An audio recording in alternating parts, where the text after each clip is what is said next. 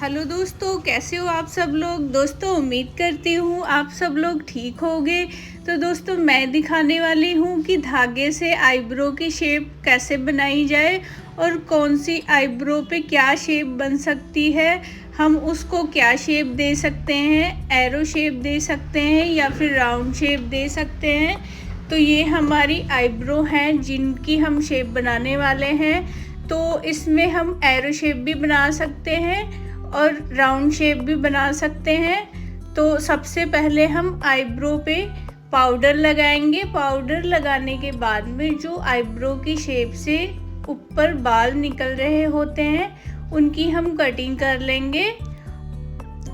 Cutting करने के बाद में हम अपनी आईब्रो को अच्छे से पकड़ लेंगे, नीचे से भी और ऊपर से भी। हमारी स्किन पूरी तरह से टाइट होनी चाहिए, बिल्कुल भी लूज़ नहीं होनी चाहिए, नहीं तो हमारी आईब्रो की जो सही शेप है वो भी नहीं बनेगी और अपनी स्किन भी कट सकती है।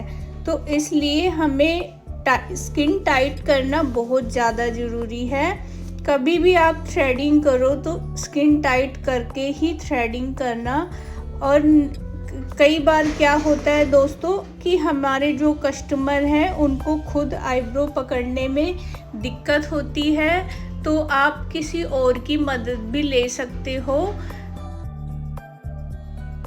तो दोस्तों अब हमारी आईब्रो की ऊपर से शेप बन गई थी, तो हम नीचे से आईब्रो की शेप बना रहे हैं। तो जब हम नीचे से आईब्रो थ्रेडिंग कर रहे होते हैं तो जो हमारा ऊपर वाला हाथ है जो हमने ऊपर से पकड़ा हुआ है उसे थोड़ा सा ज़्यादा टाइट करते हैं और नीचे वाले हाथ को थोड़ा सा ढीला रखते हैं ताकि हमारी आईब्रो थोड़ी सी ऊपर जा सके और हम आईब्रो को सही शेप दे सकें।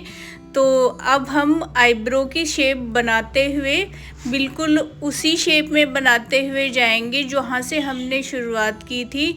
जो हमारी पहली लाइन निकलती है बालों की, उसी लाइन पे धागा रखते हुए हम आईब्रो को पीछे तक शेप देते हुए जाते हैं।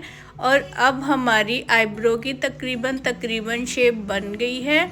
तो शेप बनने के बाद में भी हम थोड़ा सा धागा चलाते हैं ताकि जो हमारे आईब्रो के छोटे बाल रह गए हैं वो भी अच्छे से निकल सके।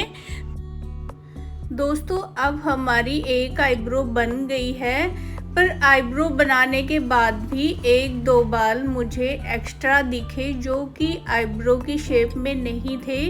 तो वो बाल भी मैंने निकाले और अब आईब्रो की शेप सही बन गई है, बिल्कुल सही बनी है जो हमें बनानी थी।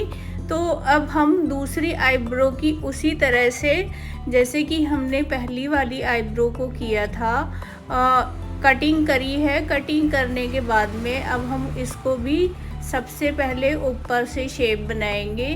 दोस्तों हम कभी भी आईब्रो बनानी शुरू करते हैं तो हमारी आईब्रो की शेप ऊपर से ही शुरू होती है और ऊपर से जब हम आईब्रो की सही शेप बनाते हैं तभी हमारी आईब्रो की सही शेप बन पाती है। हमारी आईब्रो की शेप ऊपर से ही नहीं सही बनी हुई होगी। अगर हम ऊपर से ही आईब्रो की शेप बनाने में गलती कर देंगे तो हम आईब्रो को नीचे से सही शेप नहीं बना पाएंगे।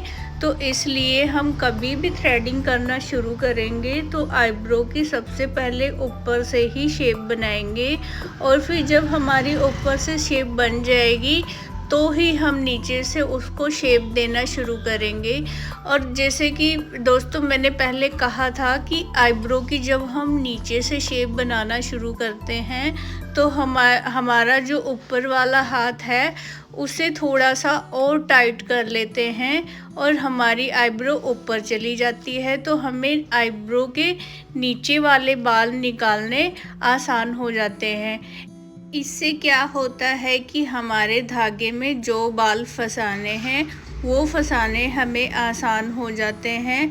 हम बड़ी ही आसानी से धागे में वो बाल फंसा लेते हैं और उन्हें निकालकर आईब्रो की सही शेप दे पाते हैं और जो शेप हमें बनानी है बिल्कुल सही शेप हमें मिल जाती है।